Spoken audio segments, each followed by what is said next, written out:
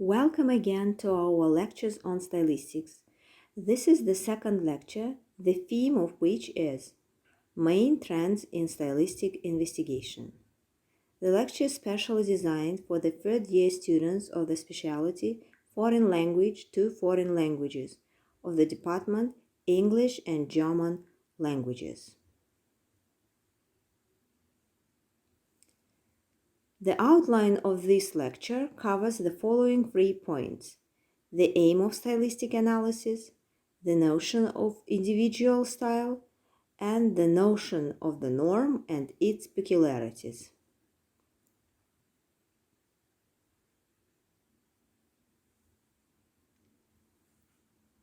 If we speak about the aim of stylistic analysis, we should first of all discuss functions of the language.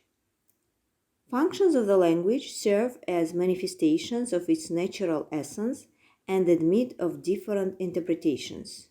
There are some points of view concerning their number and meaning.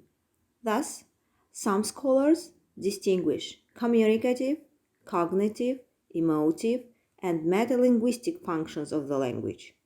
These basic primary functions are inseparably connected with a number of secondary ones, that is, valorative and emphatic, necessary to initiate a conversation, poetic, aesthetic.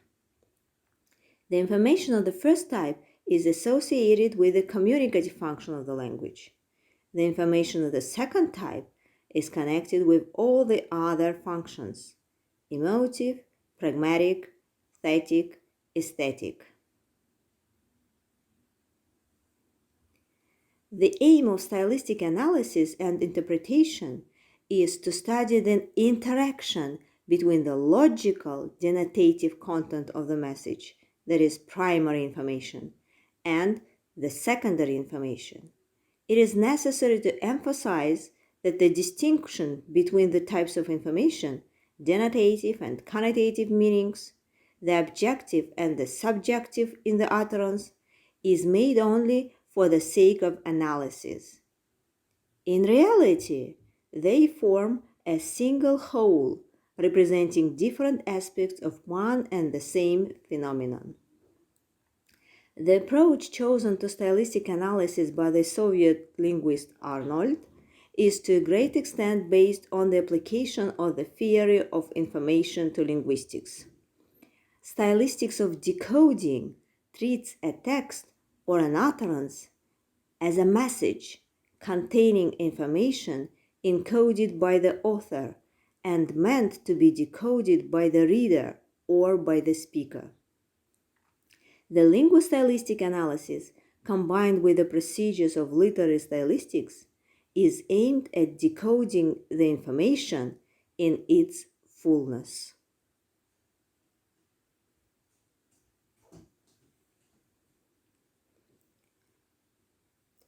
The second issue of our language is termed individual style. The term individual style is applied to that sphere of linguistic and literary science which deals with the peculiarities of a writer's individual manner of using language means to achieve the effects he desires. It is a unique combination of language units, expressive means, and stylistic devices peculiar to a given writer, which makes the writer's work easily recognizable. The individuality of a writer is shown not only in the choice of lexical, syntactical, and stylistic means, but also in their treatment. It is really remarkable how a talented writer can make us feel the way he wants us to feel.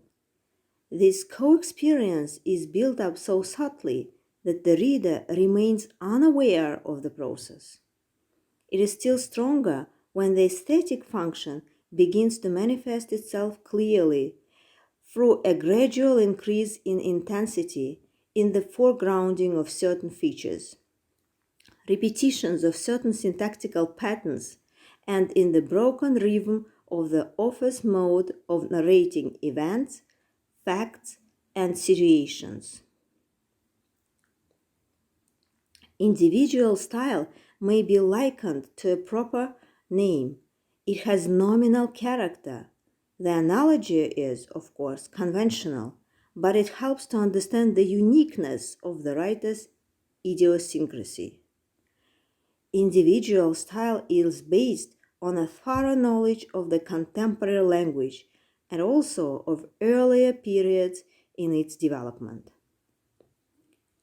Individual style allows certain justifiable deviations from the rigorous norm. This, needless to say, presupposes a perfect knowledge of the invariance of the norms. Selection or deliberate choice of language and the ways the chosen elements are treated are the main distinctive features of individual style. The way the chosen elements are treated brings us to the problem of the norm.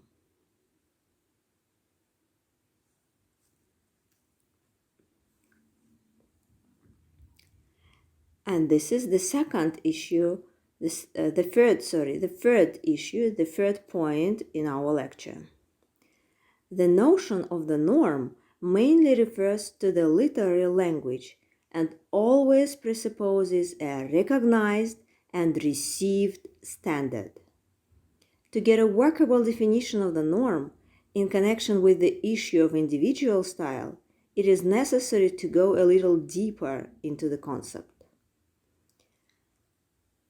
Famous Soviet academician and linguist Sherba states, "Very often, when speaking of norms, people forget about stylistic norms, which are no less important than all others." So it indicates that there is no universally accepted norm of the standard literary language, that there are different norms. There exist special kinds of norm, which are called stylistic norms.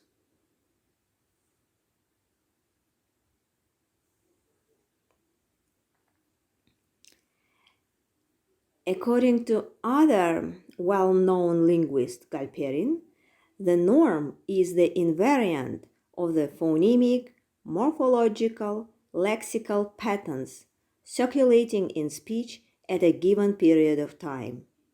Variants of these patterns may sometimes diverge from the invariant, but they never exceed the limits set by the invariant, lest it should become unrecognizable or misleading. The development of every literary language shows that the variants will always center around the invariant forms. The variants will never detach themselves from the invariant to such a degree as to claim entire independence.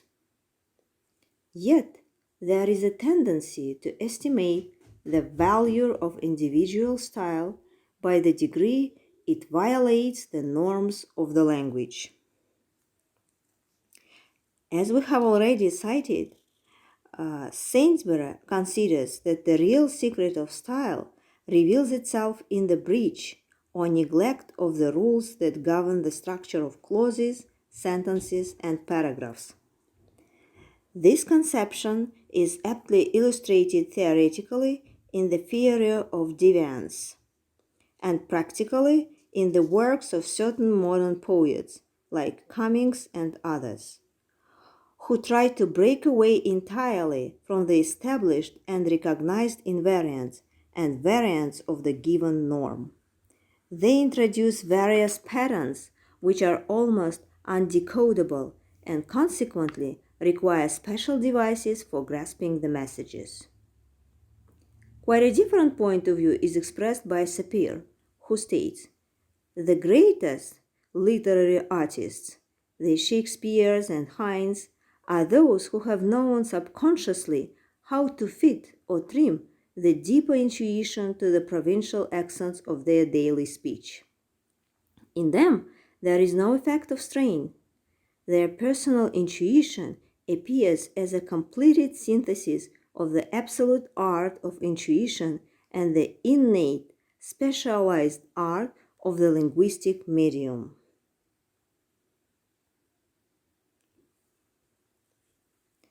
Different norms for various types and styles of language do not exclude the existence of the invariant.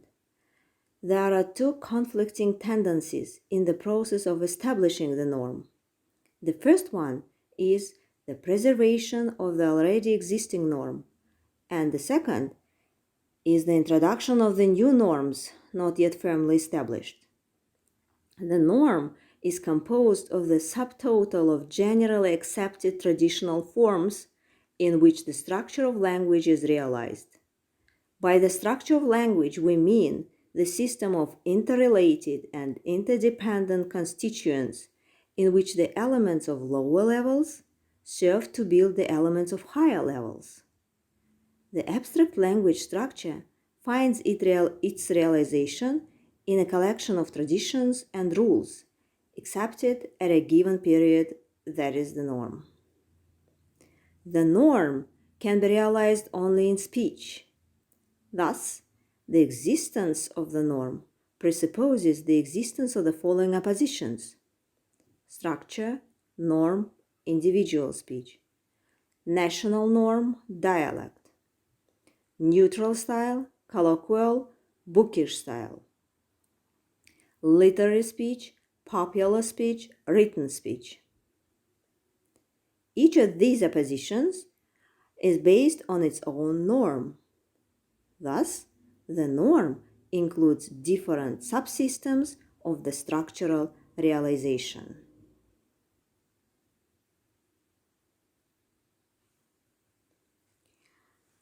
One of the most characteristic and essential properties of the norm is its flexibility. A too rigorous adherence to the norm brands the writer's language as pedantic, no matter whether it is a question of speech or writing. But, on the other hand, neglect of the norm will always be regarded with suspicion as being an attempt to violate the established singles of the language code, which safeguard and accelerate the process of communication. At the same time, a free handling of the norms may be regarded as a permissible application of the flexibility of the norm. It must be acknowledged that to draw a line of demarcation between facts that illustrate the flexibility of the norm and those which show its violation is not so easy. These extremes are apparent, but border cases are blurred. For example, the word combinations like footsteps on the sand of war or below a time are clearly violations of the accepted norms of word building and or word combinations. But word combinations like silent thunder, the ors and ifs, and the like may, from one point of view, be regarded as a practical application of the principle of flexibility of the norm, and, from the other point of view, as a violation of the semantic and morphological norms of the English language. Variants interacting with the rigorous rules of usage may reveal the potentialities of the language for enrichment to a degree which no artificial coinage will ever be able to reach. This can be explained by the fact that semantic changes, and particularly syntactical ones, are rather slow in process, and they reject any sudden imposition of innovations on the code already in action. There is a constant process of gradual change taking place in the forms of language and their meaning at any given period in the development of the language. It is therefore most important to master the received standard of the given period in the language in order to comprehend the correspondence of this or that form to be recognized norm of the period. This is all in brief concerning the content of the second language. And at the end of the lecture, I would like you to be able to answer these comprehension questions. They are as following. What is the aim of stylistic analysis? How can individual style be defined? What is the norm according to Galperin? How does Galperin define the norm? Question number 4. What does the outstanding linguist Scherber say about the norm? How does Scherber understand the term the stylistic norm?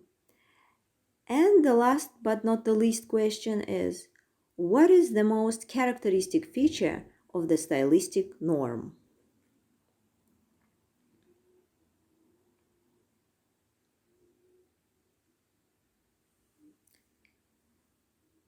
And here you are given the sources for your further reading.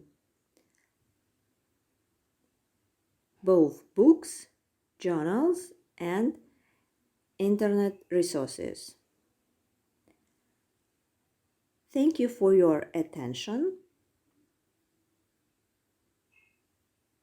This is the end of the second lecture.